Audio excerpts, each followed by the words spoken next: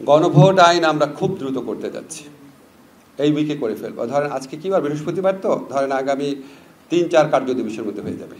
মানবতা বিরোধী অপরাধের জন্য মৃত্যুদণ্ডপ্রাপ্ত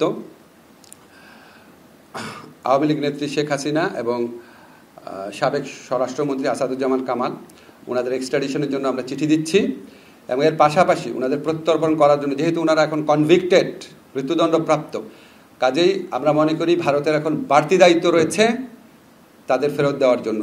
বাংলাদেশের মানুষের বিচারের আকাঙ্ক্ষা সেটা পূরণ করার জন্য এই দায়িত্ব পালনে ভারত যেন আমাদের সাথে এক্সট্রাডিশন চুক্তি অনুযায়ী তার অব্লিগেশন পালন করে, সেই জন্য সেটা স্মরণ করিয়ে দিয়ে ভারতকে আমরা চিঠি দিচ্ছি।